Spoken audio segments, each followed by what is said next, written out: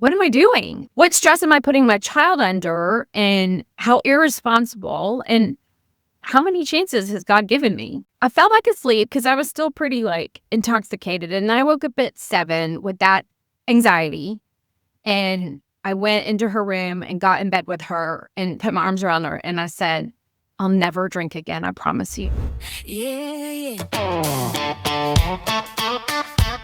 Hey guys, it's Nancy, and welcome to the She Laughs podcast. Sit down with me while I chat and get personal with some insanely cool women as they share their smarts and their hearts.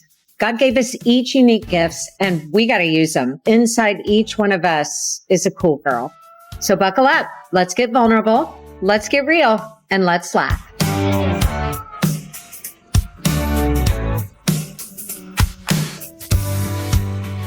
Welcome back to the She Laughs podcast. I'm so excited about our guest today because not only is she one of my nearest and dearest friends, she's also one of the most beautiful, authentic, honest women you will ever know. And she's also super strong. And her journey is just one filled with strength and courage. And I love her to bits. So I'm so excited to share her with you all today. And one of the things we're going to talk about with Jill is her decision to give up alcohol. So a few years ago, she made that decision, which for all of us that love our glass of wine, or going into a party and feel a little nervous and want a dressing drink and, cut loose and let our hair down, that can be kind of a scary idea for so many people. And for Jill, she's just really owned it. And her life has opened up in such beautiful ways since she's done that, emotionally, spiritually, relationally.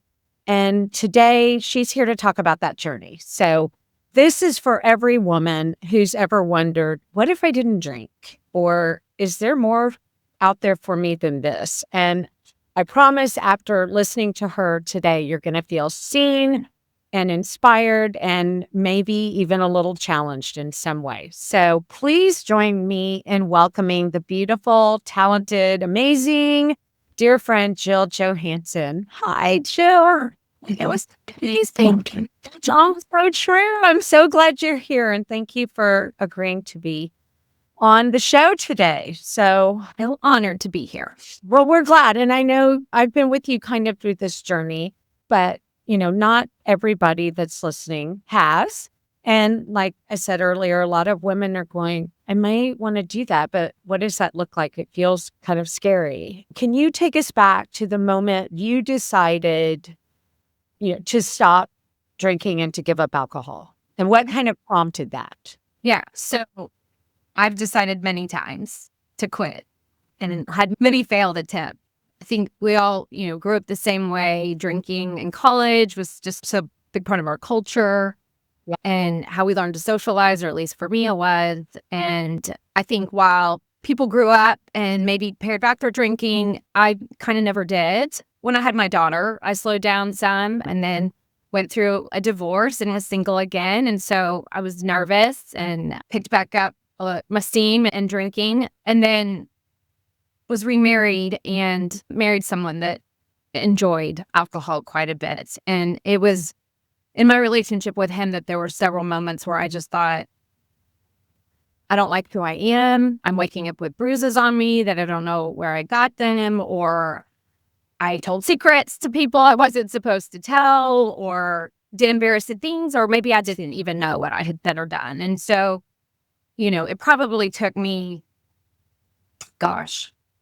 from the time I wanted to quit, 5 or 6 years to actually do it. And I've stopped throughout the years, maybe for 9 months or 12 months, but then it would be like, okay, but we're going to be in Mexico. And I mean, I've got to have margaritas and I've got to have beer. And how am I going to be on vacation without a drink? I just can't imagine what that would be like. Or I would set rules for myself of, okay, well, you can only drink beer. You can't drink hard alcohol, or you can't have dark alcohol, but you can have vodka. All the rules. Yeah. I hear a lot of that from people do that. Yeah.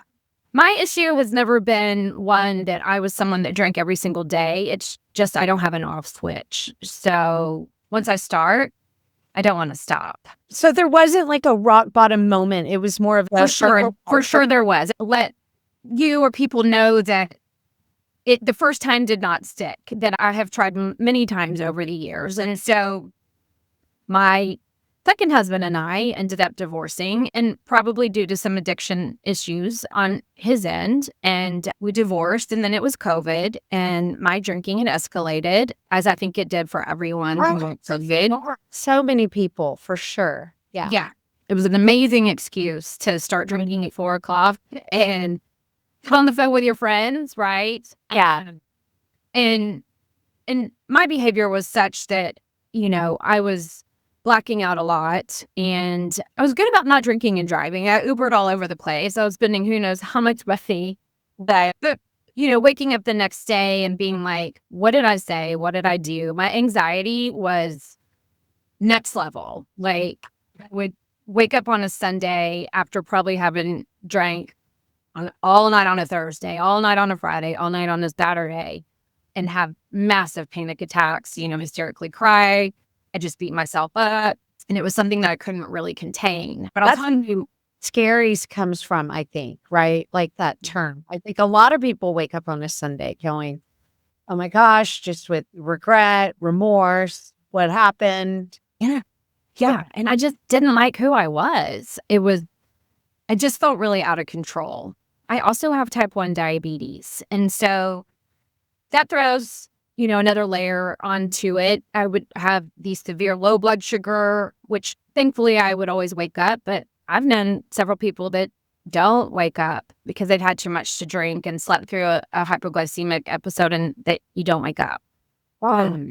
And you would think that would have put me off over the years. It never did. But what really made me stop is my daughter, Ellie. I think I thought I was really hiding it from her, or that I was being sneaky, but kids see everything. And she was a teenager, and it was a weekend that she was with her dad, and I had been drinking pretty heavily all weekend. And I think it was in September, football Saturday.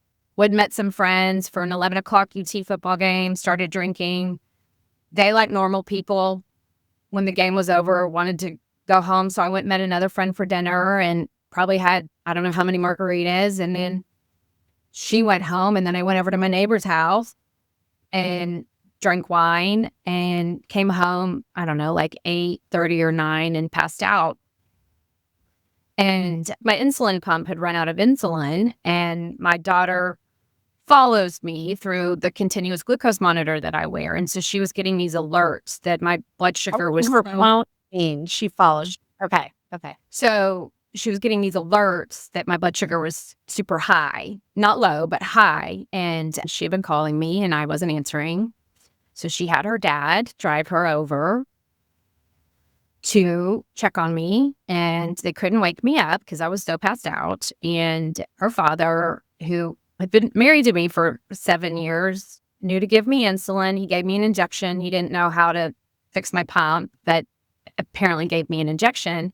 I'm unaware of all of this, but I woke up at like 1:30 in the morning, and she was sitting on my bed beside me, just looking at me. And I was like, hey, what's up? And she was like, I thought you were going to die. I thought you were going to die, Mom. And she was like, you have to stop drinking. You have to stop. She's like, I can't worry about you when I'm not around. And how am I going to go off to college? She was a senior. How am I going to go off to college? And I would not know if you're safe. And she was like, please. And I said, I'm so sorry. And I was like, why are you here? And she's like, I was getting alerts, and, Dad drove me. And I was like, your dad was here? Yes. He gave you insulin? I was mortified. And I thought, what am I doing? Like, what stress am I putting my child under? And how irresponsible, and how many chances has God given me? Whoa. Right? Yeah. I never knew that. I never knew that story. Yeah. So I fell back asleep because I was still pretty intoxicated. And I woke up at 7 with that anxiety. And I went into her room and got in bed with her and put my arms around her. And I said, I'll never drink again. I promise you. And that's what made me stop. And so you have never had a drink since. And when was that? 3 years ago? That was September 21st, 2021. So 4 years in September. Whoa. Oh my gosh. Jill, it's amazing. I mean, that's amazing you've done that. That is huge because you didn't go to any program, 12-step, none of that. It was just room. Because again, my issue is I didn't drink every day. I wouldn't say chemically addicted. I'm a binge drinker. And so when I start, I can't stop. And so I could never quit for myself. And I thought I made this promise to the most important person in my life, and I will not break it. Because certainly, another weekend with her dad, would she know if I had a drink? What if I was real careful? But I just thought, I can't. I just can't. And I've been given too many chances. And so it was hard. I mean, it was hard. Wait, how is Ellie about that now? Is she grateful? Is it something y'all talk about? Yeah, we talk about it a lot. She always tells me how proud she is of me and that she knows that I did it for her. And she's very, she's in college and she just turned 21. And of course, I don't expect her not to drink, but I'm terrified. But she's always like, does this make you uncomfortable? Do you mind if I have a drink? And which I think is so sweet. Oh. Yeah. But no, we're very open about it. It's who I am. It's I love something that. I struggle with. Okay. And so what changes have you seen, since you've quit in your relationships and your job? How is it? Yeah. I mean, that first 6 months to a year was very challenging. I thought, how am I going to socialize? I'm always the girl that everyone knows that I thought was a good time. I was probably a nightmare. Who knows, right? But I thought, who's going to, no one's going to want to hang out with me because I'm going to be a dud. Maybe I'm no fun if I don't drink. And so early on, I had to be very careful about who I spent time with because I didn't want to be tempted or triggered. And there were a few nights that I went out where I left in tears because everyone's really intoxicated. And I wished I could join in, but then I think, well, do I want to be in? Is this what I look like? Right. And so every day that you get under your belt is easier and easier. But so my anxiety is, not gone. I'm a human being, but it's vastly improved. I don't really have to take medication for it anymore, where I did before. I lost 30 pounds. Oh, I think my skin is better. I just look better. I look back at pictures and I'm horrified at how I looked. I just think I look bloated and not great. Is your energy level better? I think, I'm sharper at work and obviously perform better and feel better about myself, not having to drag myself to work hungover. It's also knowing that, like, if I'm upset with someone, it's because I'm upset with them. Or if I'm mad, it's because I'm mad, not because I have alcohol. It's a toxin, right? It clouds your thinking. And so the feelings that I have are really my feeling, and it's not due to something filtering that through a lens of alcohol. Or some silly fight that you have with someone the night before that was like just misunderstanding because we're both intoxicated, right? Like, I'm very aware of what's going on and my feelings are my feelings. And I don't have that guilt, that hangover guilt anymore, which is very freeing. Well, so has your friend group changed much or no? A little? Yes and no. Definitely I have friends that all my friends still drink. There are certain people that have definitely fallen off the wayside. I think when you're not toxic anymore. And, I quit drinking. I've been in therapy for 20 years, but have really, with therapy and not drinking, been able to recognize some unhealthy relationships and friendships that I had in my life that just have fallen to the wayside. And that's okay. So I feel like my group is much smaller and I have boundaries. If, I don't judge anyone. Like, I was the biggest drinker of anyone. And if that's what someone wants to do, that's fine. I can't be around it. And so maybe we've had to redefine how we spend time together. Right. Right. Well, what about dating? And I've talked about that for you, but for people listening who are either have decided to give it up for whatever health reasons or religious reasons, or reasons like you are talking about that are single and are thinking, okay, well, what happens now? I mean, first date, that's so nerve wracking, right? And so how do you choose who you're going to go out with? What do you do? Like, is that a weird thing for people listening? Early on, yes, it was terrifying. And I thought, how am I going to be able to even converse with someone or take the nerves off? And the reality is you just have to do it. I mean, you just got to like suck it up. And I was when I was on the app, I was very careful about saying that I was a non-drinker or looking for people on their profile that said that they didn't drink a lot, or if we connected, making sure before, hey, do you want to meet for drinks? Sure. Heads up, I don't drink. So I'll be having a Topo Chico in line. And I don't mind if you drink, but if someone then didn't want to meet me, then that's great because we're not going to be a match. But if they were like cool with it, then fine. But it's definitely something that is a deal breaker for me. Again, I don't care if someone has a drink now and then, but they can't be a regular drinker. That's not someone I want to spend time with. And so, yeah, I've had many dates and I had a little over a year relationship with a man. And, you think, how am I going to be with someone, full on sober? And the reality is, it just wasn't even a problem, right? Like, and actually probably more enjoyable. You are aware of everything and, right? I don't know.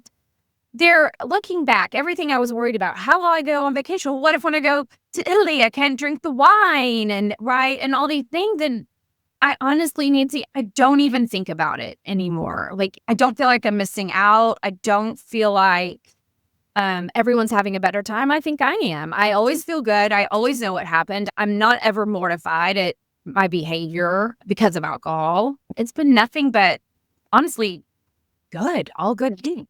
Yeah. Well, you can wake up and go. It's like, okay, I've got to get up. I'm going to go work out. I've got this to do instead of rolling over going, but feeling like. Or if you don't feel like it, it's because you're listening to your body and it's what your body really needs as opposed to like, it's because I drank too much and then you beat yourself up and then you're mean to yourself and all that negative talk, it just spirals out. So if I don't feel like working out or have a headache, it's because I just have a headache. Maybe I need to drink a little water, right? Or maybe it's just because I have a headache. Right. Okay. Do you think this is the biggest challenge you've ever overcome? We have overcome a lot, but this is a big one though, Jill. It is, it is. I mean, it's really hard. It's such a part of our culture and how we socialize and not the norm. So sometimes you feel, I would say early on, I felt like I was on the outside looking in, and that was me being insecure, and I had to deal with my own insecurities around drinking and socializing and all of that. And once I kind of realized that no one cared but me, or if someone does care, that's their problem, not mine, right? Right. Yeah. So it's got to make you feel more confident. Yeah, absolutely. Yeah. So how does your faith play a role in your decision and your continuing to abstain from alcohol? So, I had really gotten away from God in all those years. And there were some other factors that led into my struggle, I would say, and learning to trust my intuition, or what I would say is God, right? Because our intuition is God speaking to us. And I think when I was plagued with alcohol all the time, I couldn't listen to my intuition. And I would say now that I have clarity, I feel much clearer and closer to God, and that I really am learning to trust my heart and myself, which I struggled with for years and years. So during the time when you were struggling, the very beginning, was that something you went to keep you strong? Or is it something now, looking back, you could say, oh my gosh, he was a part of that the whole time? Or, how is he in this? In what way? So it was not immediate. I think in the beginning, I would say probably that those first 9 to 12 months, it was just truly the day by day, kind of white knuckling it. Honestly, if I'm being honest, I can look back now. Yeah, of course, see God's hand in it. But at the time, I just I don't think I was clear enough. And so, yeah, when you're looking back, certainly you can see it. But now I just feel so much closer and clearer. And I know that for all of the negative talk I've done to myself and all the beating up, and I think of all the close calls and chances that I've been given, that's all God sparing me. And I think it was, I've told you this before. He starts with like a tap on the shoulder, that he might like nudge you, and then he might pour water in your face, and then eventually he's going to hit you upside the head with a frying pan. And it took the frying pan for me to get the message, right? Yeah. Now maybe I listen to taps instead of having. Okay. Yeah. I like that. Well, what do you say to the woman listening today and is thinking, I just feel like that, alcohol's not serving me. I'm not my best self. I want to give it up, but, what would I say to her? She's scared to quit. So you're never, I can tell you this, like here's what I would say to myself. There are never those nights that maybe you don't drink. You never wake up the next morning and say, God, I wish I'd just gotten wasted. But the inverse is always true of the nights that you do drink too much, or even if you have one and you just feel bad, you think, God, I wish I hadn't done that, right? It's not ever going to be the bad choice. And I had to take it into small increments. So I can't be like, I'm never going to have a sip of alcohol for the rest of my long-lived life. It was, I'm not going to have a drink today, right? And I do know that this is one of the AA philosophies, is it's just today, or it's the next 5 minutes. Like, okay, let me get through this next hour, whatever chunk of time it is. And then you do it and you have that like hit of dopamine of like, I did it. So now I'm not going to drink through the weekend. Now I'm not going to drink for 2 weeks. And next thing you know, it's been a year. It's been 2 years. There's an app that I use that's called Nomo, Nomo, like no more. And you can put in the day that you stopped, and you can guess how many drinks a week or whatever it is you would have and the cost. And it has a running tally. And I can go and look, and, it'll say I've saved like $50,000 to this point and spared 1 million calories. It just like takes your breath away of what I was doing to my body. But I would put in on that app quite a bit, because then I'm like, okay, well, I want to get the 1 month little medal. Now I want the little 6 month medal. And it just gives you something to look at and strive for. At least that's what helped me. Yeah. I know there's other apps out there I've heard about. Maybe one's called Reframe. But yeah, I think, and then it has a community, and you're able to look and see, and other people post on there. Oh my gosh, I have this event. I'm nervous. I just think there's a big community out there for people now that want to. And I do think like on Instagram, there's all kinds of people that have quit drinking that I follow. And I've read every biography on any girl that has given up drinking and always really connects with that. It's really becoming more normal, I think, than it was even in the last 5 years. We're now seeing all these non-alcoholic options to where if you want to hold a wine glass and have something that looks like you're having a glass of wine, then there's options for you. I don't really care about that. When I look at myself, I drank because I wanted the effect of alcohol. It's not about I don't need a drink to like hold in my hand to feel comfortable. It was I wanted the effect of the alcohol. And I just had to get to where I realized I'm actually way better off without it. Yeah, I love that. And, you made a comment earlier about things that it's nice to wake up and not wonder if what you said or what you did. And my dad used to always say when we were growing up, there's never anything you're ever going to do when you're drunk that you're super proud of.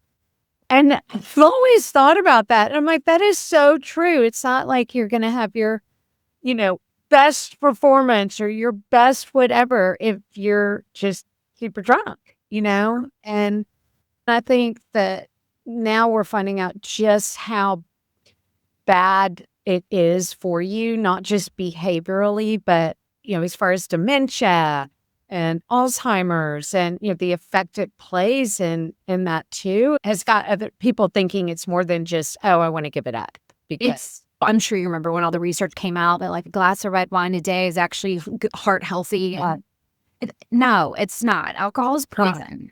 It's poison. It is a toxin. And again, I've drank enough for, 4 lifetimes, so I cast no judgment on anyone that wants to drink, but it doesn't really bring anything to help whatsoever. Yeah. Okay. If you could go back and tell your former self one thing, what would it be?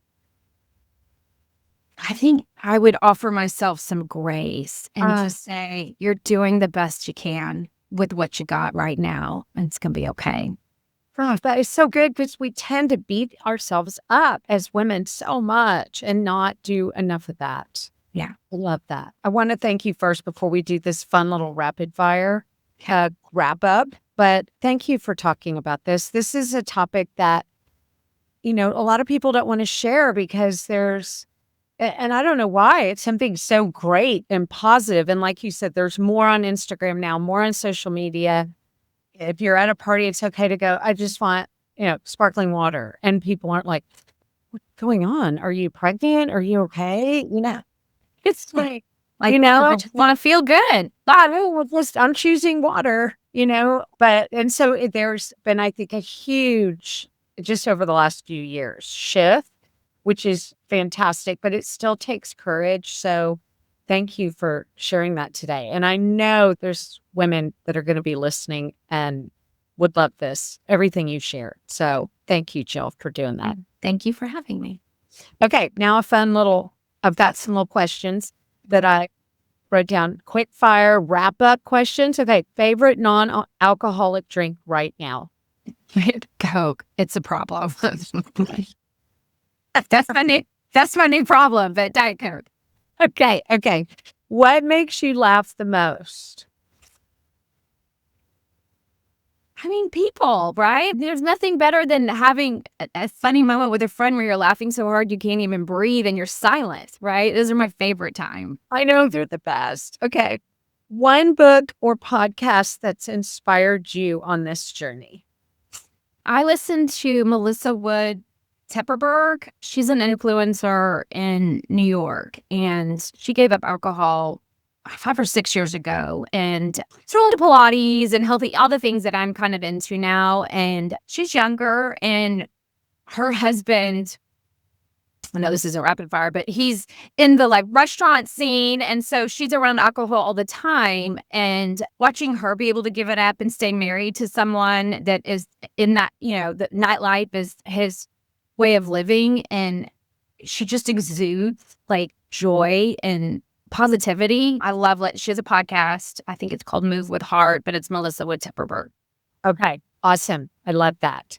And then the last one, what does living in freedom mean to you today?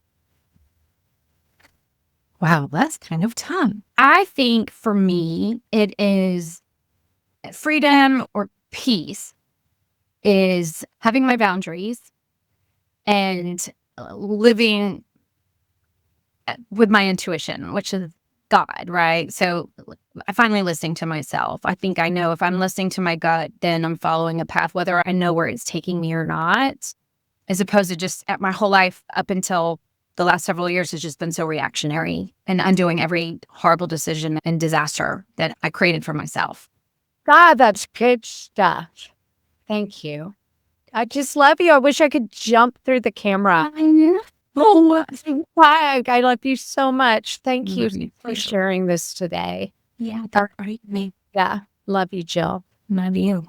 All right, guys. If you have any questions for Jill or want us to post the podcast that she mentioned and referenced and the app that she used, please just send me a direct message and we can get that information to you. So thank you, Jill, for being here. We love you. And guys, we will see you next time. Thanks for tuning in. Thanks so much for listening to She Laughs. If this episode encouraged you, would you share it with a friend who might need a little courage or a reminder that she's not alone? Every share helps more women find their inner cool girl and kick fear to the curb.